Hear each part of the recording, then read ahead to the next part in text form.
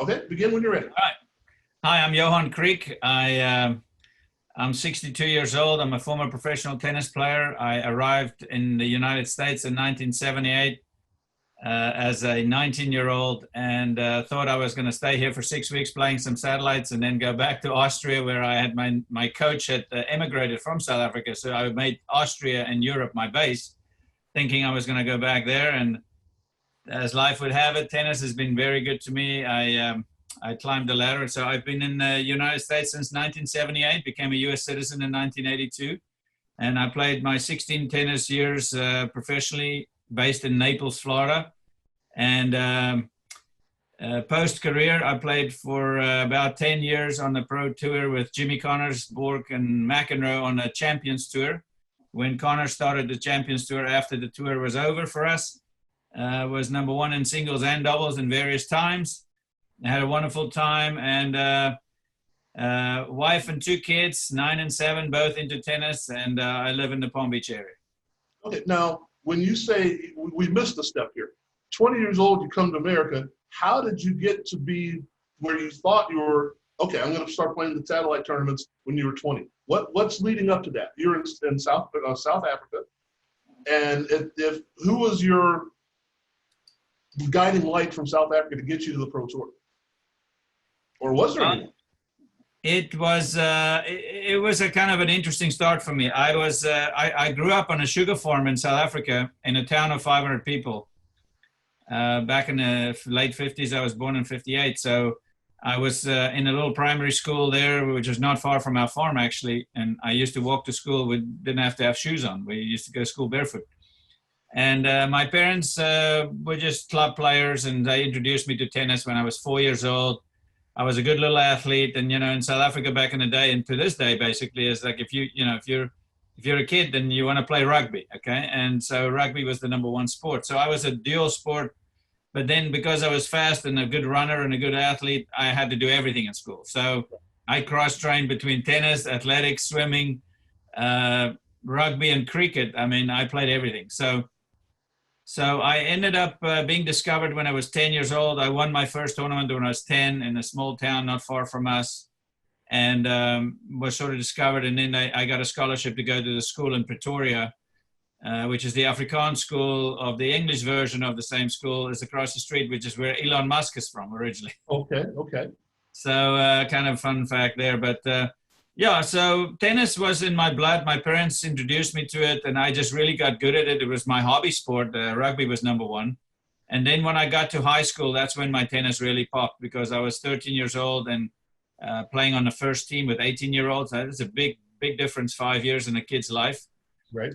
So I was thrown into the lion's den, so to speak, with the big kids right away. And, was one of the top juniors in South Africa in each age group. And Kevin Curran was there. He was my buddy from Durban. He was the English version of South African. I was the Afrikaans one. But we sort of saw each other a little bit, but we never really played against each other because from different parts of the country. So, and then when I was 14, I went to the South African Open, which most people don't realize is that the South African Open at the time was the 5th oldest tournament in the world after the 4 majors. Not too many people know that fact. Okay. Unfortunately, the South African Open doesn't exist anymore. But I ended up going there in I think it was 73 or 74, when I saw my first pro tournament in Johannesburg, and I saw Bjorn Borg as a 16-year-old. I was 14. That was his first tournament, or one of his very first tournaments on the pro tour.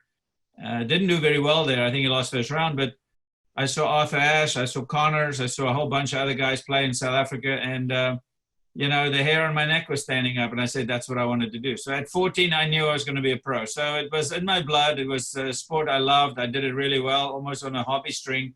And then I found this coach, his name was Ian Cunningham, who 2 years later would emigrate to Austria to find a better job, and left South Africa with his family. And then that's how I ended up in Austria with him when I was I was 17. And then I stayed with him for 3 years. And at 19, I came to the US. So, when I asked Borg for his autograph when he was 16 years old, and little did I know that 6 years later I would play him in the semifinals of the US Open. Wow. Did he remember that? I don't know. I'm good friends with him, but I actually never asked him that. Never But asked him. he probably would not remember that because I was completely different looking back as a 14-year-old. Oh, that's too funny. All right, so we're getting to the point where we're like, okay, I can do this. And what was that moment like? Not it wasn't that you wanted to do it, but I can do this. When was the moment where you said, I'm good enough to compete?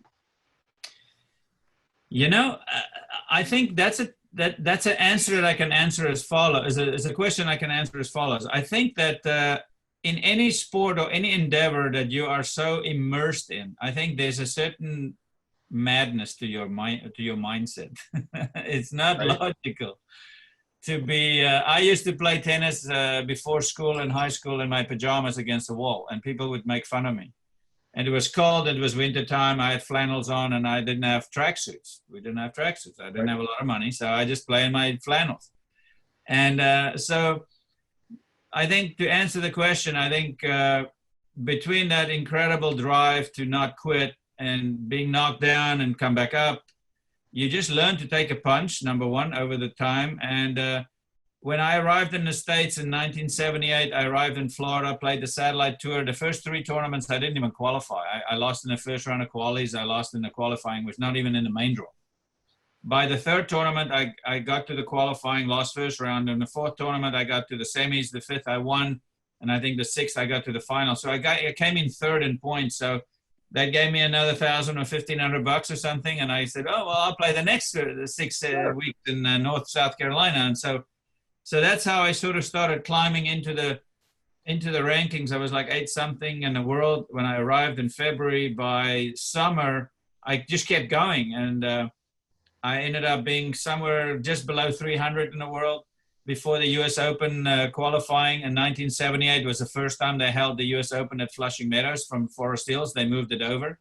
Right. And I played the qualifying and, I had some reasonable good success prior to that in smaller tournaments and won a few and got to the final. So, I was being recognized as, hey, here's a new and upstart. I was 19, maybe 20 by then. And I qualified for the U.S. Open and I had a run and I got to the quarterfinals as a brand new, upstart kid. And, the McEnroe was already there. Lendl wasn't there yet. I would say Yannick Noah was coming on. So, yeah, there were a couple of guys that were in that category that suddenly popped out. And you're saying you look on because the thing I love about those tournaments is you've got the big scoreboards and all that. It's like, I'm on the big stage here. I'm playing on the big courts. Does that sink in at the moment, or is that a more of a it happens later that you look back and go, wait a second, I really did something momentous here? It's kind of ignorance is bliss. I did not realize the moment. I was just still in my mindset of, I gotta see if I can win this match. I had a duffel bag and 4 rackets and 2 pairs of shoes. And, the mindset was very simple and it was very focused. And that whole year was sort of from February to August was my apprenticeship. And in between that apprenticeship and all the weeks that I played, I was hardly very little time off. Every week was a tournament. Every week was practice. Every week was a grind. And, I'm glad I went through that. And luckily for me, in 1978, when I played all those qualifying matches, I think I had to win 4 to make it to the first round. The first round match, I won in 5 sets. So I had right off the bat in the Grand Slam tournament, I won a 5-set match. And honestly, that sort of set the tone for how I approached not only 5-set matches in the majors, but also I started to realize that because I was so fit as a kid from South Africa, I mean, I had no TV, no Xbox, no phones, none of that distractions, that, growing up on a farm, it was a huge advantage actually. But so I was very fit, used to ride my bike at least, a couple of miles, 10 miles a day. And that was my cross training besides that and all the other sports I played. So sort of all of those things culminated into the fact that I was very fit and I was very strong. And if I get to a 4th and 5th set, I had an 80% chance of winning the match. And that's why I have an 18-4 or 5-set match record. Yeah. Okay. So now we're looking at the world stage. Now at this point, The Australian and Wimbledon played on grass. Yeah. You just switched over to the U.S. Open on hard court, and the French is on clay. When you're at that age and you're, as you say, ignorance is bliss, are you cognizant of all of that, the court changes and all that, or you just go out and play? No, once I made the quarterfinals of the U.S. Open in 1978, that was the big double doors that opened up for the tour for me.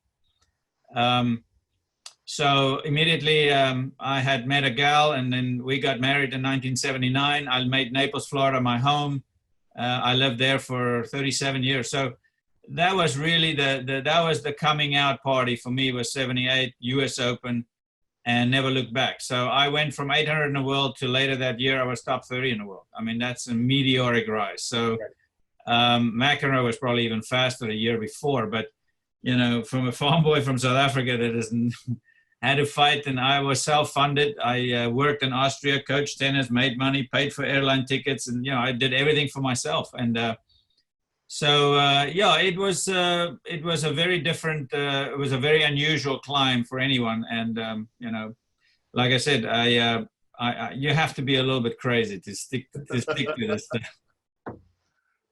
So and the craziness is now, a couple years later, with, as you said, that rise was so quick and so unbelievable. But now a couple of years later, you're winning the Australian.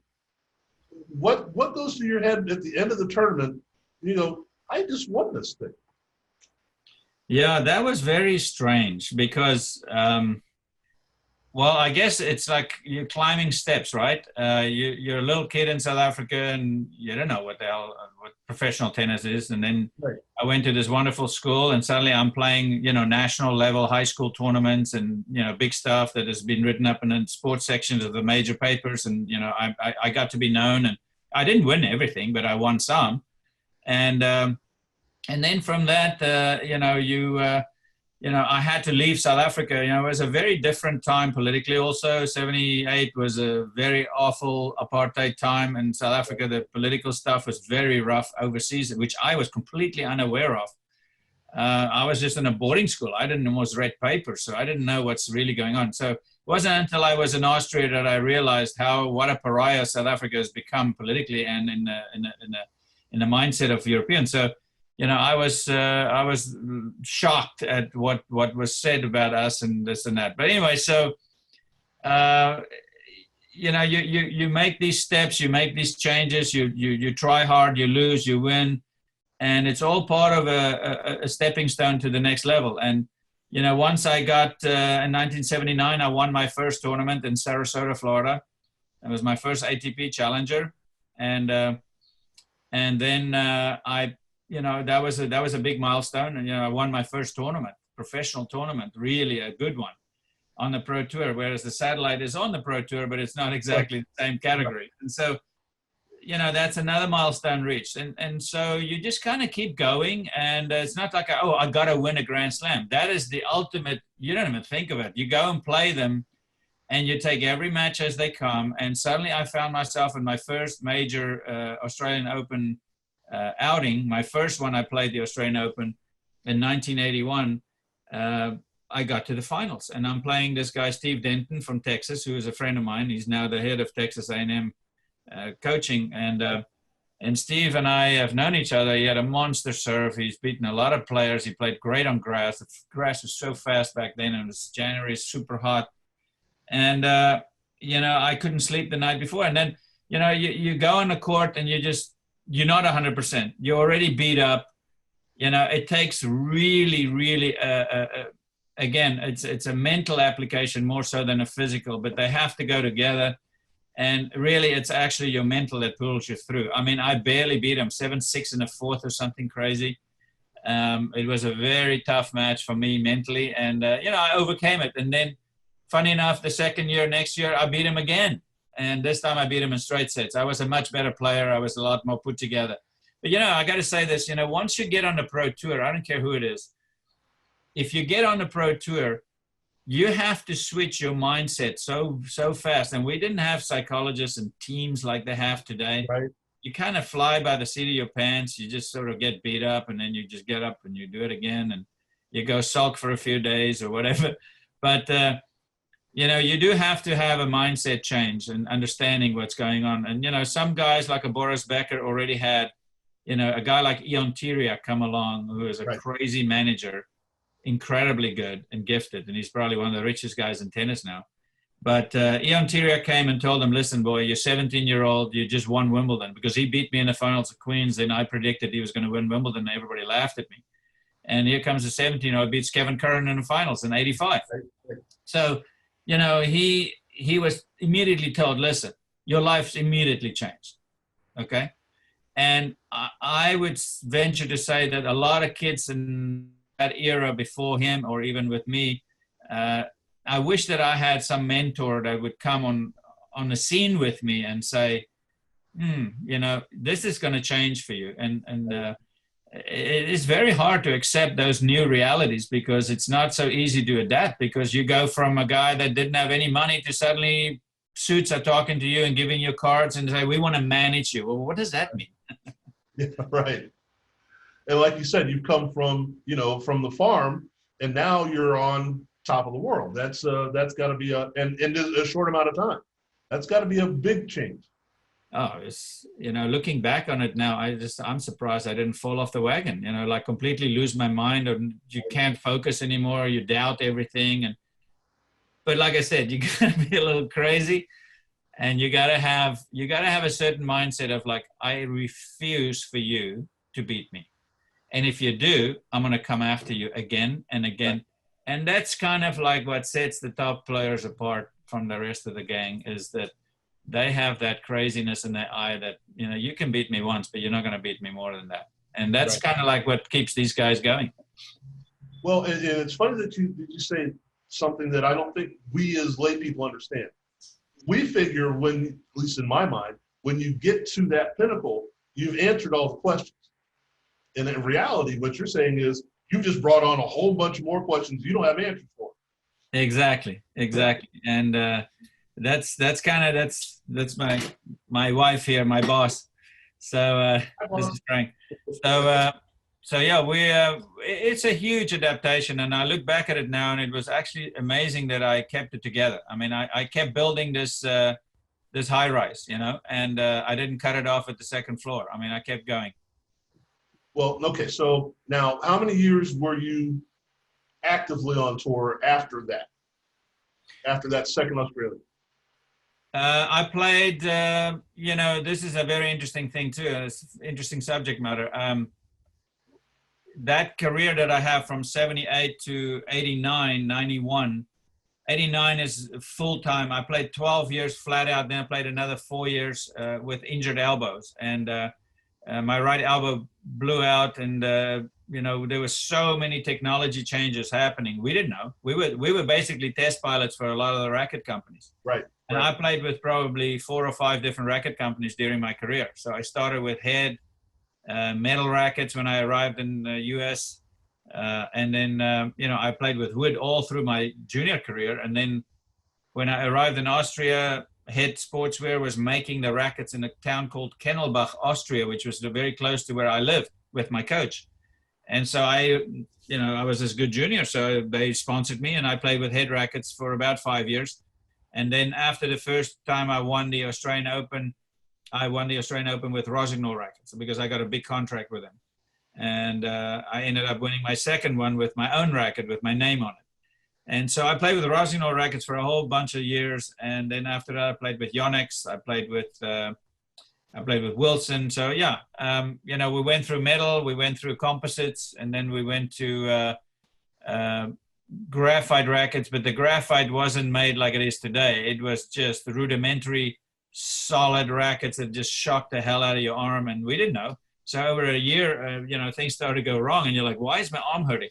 So yeah, we were like the test pilots for these companies, and my elbow flew off almost. And I mean, I beat Agassi and Chang back to back with terrible elbow in Memphis. And right after the US Open in 89, I had surgery, and I said, you can come back in 3 months. Didn't even happen. I came back 9 months later. So you lost your ranking. So there's the new problem, top players that lose their ranking due to injury. Should we make them go back to the minor leagues, or should we protect them? And that's me and Pat Cash were actually the first ones to implement that rule for a protected ranking. And so, yeah, I kind of remember that. It's like, well, where do you go now? Now, like for an accident, you took time off and then had to start back. That's a different story. But if for an injury, and I remember the Pat Cash story, I remember your story about that, of wait a second, this is something, especially now that I've heard the racket part of it, I hadn't thought about that. This is something out of our control. Why do we lose our ranking? So, yeah, so you kind of changed the way things looked at it. Yeah, no, it was, he and I were like the first top 10 players that happened to, really. You know, you have a twisted ankle here and there, but, you know, major surgery and reattachment of ligaments in your elbow, that's a big deal. And, you know, so I had not shut down. I was still young. I was in my early 30s when I had the injury, luckily. Was sort of towards the end of your career, because, you know, to play 16 years on a tour back then was unheard of long time. Right. Normally guys play 8 years, 10 years max. You know, I was already way into 12 years. So I came back. I was ranked 1600 in the world when I came back 1 year before they did the protected ranking. And I went from 1600 to 250 in the world in 6 weeks. So, you know, that again, and you know, you're playing 18, 19-year-olds and you're already 34 years old. I mean, you know, so it was hard, but yeah. And then they instituted the rankings and then we came back a little bit, but you know, I had 2 surgeries, actually 3 of them. I had 2 reattachments and a third. And then I just said, you know what, maybe it's time to hang it up. But then 3 months later, Connors called and he says, listen, can you play? I said, I don't know. And he goes, this is 93. And he says, well, I'm ready to start the Champions Tour in 1993. I'd love to have you on it if you can play. I said, well, I'll give it a shot. So we're the first 2. He says, well, the first one is going to be in Thousand Oaks, California, and the second one is going to be in Hilton Head. And I got to the finals of both, and I lost to Connors, both of them. And I'm like, yeah, he didn't stop. I did stop because of injury, and now I'm trying to catch back up. So I got him a few times after that. Now, is there a different mentality? You spoke about what it takes to be on the tour and continue on the tour. Is there a different mentality being on the Champions Tour? Yeah, it was, you know, by then I've had probably 3 or 4 years almost off the main tour. And so my mindset was like, you know, spending a lot more time at home, and the home life became more of a focus. We had a daughter. And so, yeah, I had to change, you know, the super desire to still go and prove myself. And then I had to come to the realization that, you know, things are over for the regular tour. And that I can write a book about, because there's a lot of stuff there that most people don't even think about. Because, you know, I started playing tennis at 4, and by the time I was 12, I was very serious about it. So your whole life is geared towards playing, and then suddenly it's over. And, you know, you don't flip a switch in your head. Right. So it was, for me, actually a godsend that Connors called me, because I could go back out, and I played another almost 10 years with him and the guys, and we had a blast. I mean, we played flat out. We saw places that we went to places to play tournaments on the senior or Champions Tour that we never saw on the ATP Tour. I mean, I played in Saudi Arabia, never was there. I went to Russia, I played in Moscow, never played there when I was a pro tour. You know, we played in the middle of Mandela Square in Johannesburg. I mean, that's a very special place. They built a tennis court over a fountain. I mean, it was unbelievable. I mean, so we played and had an amazing experiences around the world, Japan, everywhere. And, you know, we played a lot in Europe, played some in the States, obviously. But I had a great time on the pro tours. And I got to say, I had more fun playing with Connors and those guys, McEnroe and them. You know, they were still very feisty, still got into each other's faces. And it was it was great. I could just imagine going to dinner with those guys. That's got to be insane. Oh, man. There are some things you can write about, and there's some things that you will never write about. So that's just the way. Just the way professional sports are. There's some things you can never write about because, first of all, people won't believe it, and secondly, there's still some honor amongst thieves. Right. All right. So, how did the academy come about? Was it still the desire to be involved, or is it just the desire to give back? Uh, Let me put it this way. When I arrived in Austria, I couldn't speak the language, even though I was Afrikaans and I could speak good English, but, you know, they didn't speak very good English in those days. Right. Everything was German. And Afrikaans has some words that are very similar to German. But so within 6 months, I could speak it fairly well. And, you know, one day my coach goes, you know what? I got some kids. If you want to work, you're going to make some money. And that's how I started. So when I was 17, 18 years old, I learned to coach tennis from my coach. And he had a big business. He had all sorts of other coaches working for him, Polish coaches, young guys from Serbia, Czechoslovakia back then.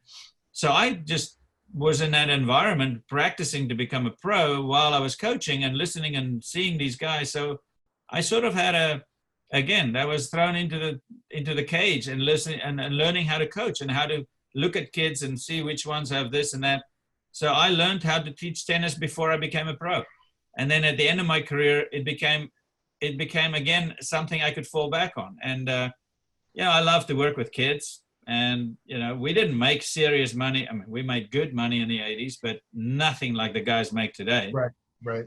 And so yeah, it was for me, you know, again, another outlet. And I felt like, you know, giving back, that would be, if people want to say that's giving back, you know, I had an incredibly rich experience in my career. I speak 5 languages now. I mean, I speak German, I speak Afrikaans, English, I speak a little bit of Zulu, and I speak Dutch. And so I understand a bunch of languages. Now I'm married to a Polish chick, so now I got to find out how to speak Polish. Might be helpful. My God, it's the most difficult language. I don't know who the hell invented that. But, you know, so for me and, you know, living in Florida, it's a tennis mecca for juniors. I know Nick Bollettieri really well. I met Andre Agassi when he was 15. It's a funny story. And so I was in this world. And, you know, I started my tennis academy business in 2006. And 2007, I planned a massive sports complex to build. And in 2008, the world economy crashed. It killed that. So, you know, I've always been in this academy coaching world. And, you know, I get kids from all over the world. I've coached in different parts of the country. After the crash in 2008, I almost went back to Europe. I actually really was seriously contemplating moving back to either Austria or Poland for that matter, because we got a lot of Polish friends due to my wife's connections. And we almost moved back to Europe to work in the coaching world. And we knew a lot of Polish players from Wozniacki on down. And yeah, it was just my 2 brothers live here now. They're younger than I, and they all into tennis. They didn't play professionally, but they were good tennis players. And now they are all directors of tennis at different clubs. And so we had the whole family kind of, the 3 boys at least are here. My sister still lives near Cape Town in a city called George. And, you know, we're all tennis families. And so tennis is in my blood. I love to coach. I love to work with kids. I'm a storyteller, so that makes it easy to get a message across. And I make kids feel funny, and I make them feel good on them, you know, on the court. I put my coaching credentials against anybody in the world. There's not too many people that can actually truly tell about what goes through your head when you're serving for match point in a Grand Slam. Right. And there's not too many coaches that can say, hey, I played on every single major center court in the world, wherever I played. Right. So there's an authenticity there. There's a humbleness there, because I know what it takes to get there. So, you know, I enjoy it. I enjoy it. I'm not the biggest coach in the world, and I don't need to be the most famous. I don't need to have the fanciest. You just need a tennis court. Right. And a willing student. Now, we have a lot of coaches who are going to be watching this. What is the first thing that you think of, or that you want to impart on a new student that you see for the first time? What is it you're looking at, and then going from there?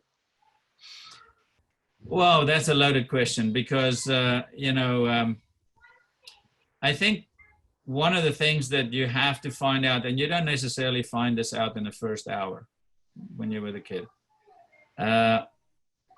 it's a process. To answer you honestly, it's a process, because, you know, I can have a kid show up and everything looks great. And then you find out as you go down the road, the kid is really playing because they want to impress the mom who's pushing, or the dad is pushing. So there's an issue. Let me put it this way. being a great tennis coach, it's like a tripod.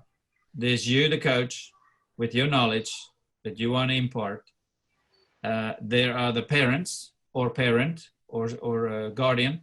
Right. And then there's the kid. If any one of those three don't work well with each other, it's a problem.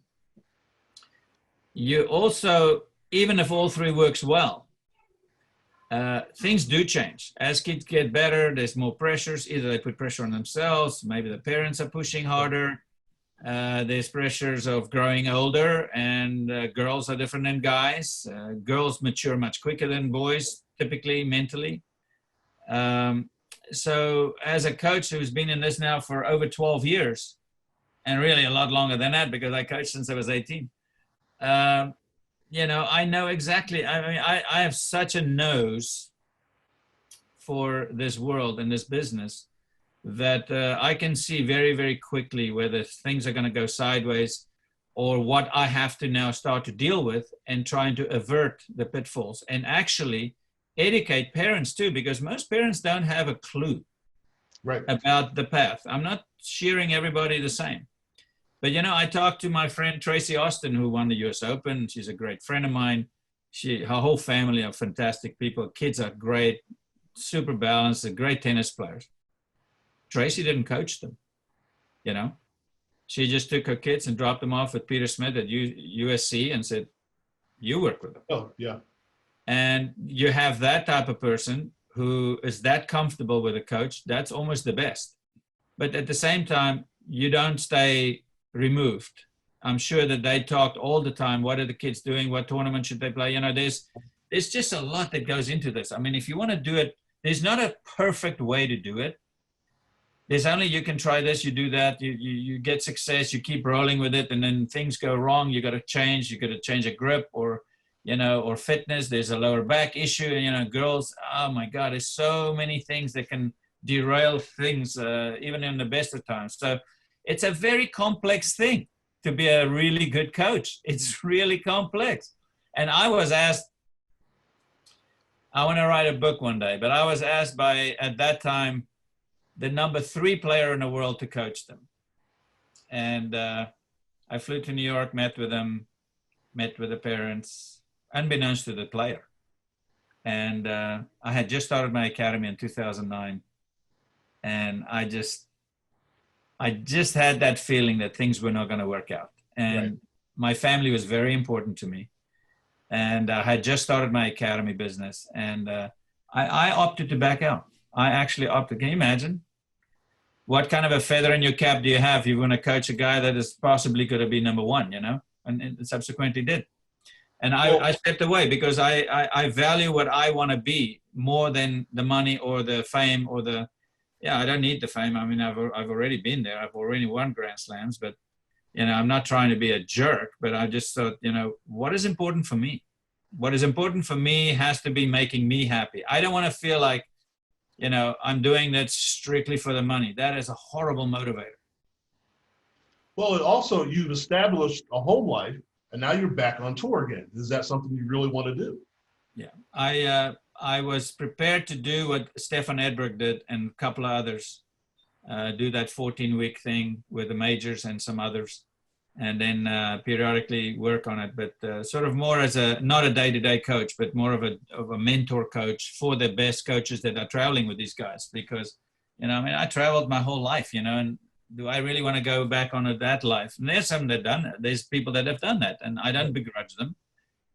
But for me, it was a tough decision because, you know, you know how the world of PR works and how all of that spins very quickly up into a crescendo, and I stepped away from it. Okay, so now you are at the academy. You've got things going the way that you want them to go. What's the future hold for your academy? You know, let me answer it this way. I was in Naples, Florida in 1978, and within a few years, within 24 months, you know, I knew everything about Nick Bollettieri up the street. He was in Sarasota. He was in Bradenton, actually, before they became the Bollettieri Academy up in Bradenton. He was in He was in Sarasota on Longboat Key at a place called the Colony. It was a development on the beach, beautiful, with tennis courts. And Nick was there for a long time. And then, you know, I got to know Nick, and really impressive guy, and he's starting his own academy. And, you know, and then that era of Agassi started, but it started before that with Jimmy Arias. Now, Jimmy Arias is from Buffalo, New York, and my first wife was from Buffalo, New York, so they knew each other. And so I got to know Jimmy. I'm still friends with Jimmy today, but, you know, so I was part of that, not part of it, but I was sort of in that arena for a period of time. And I would be invited to come and practice with these kids. And that's how I met Andre Agassi when he was 15. I played him in an exhibition in Tallahassee, Florida. It's the funniest thing.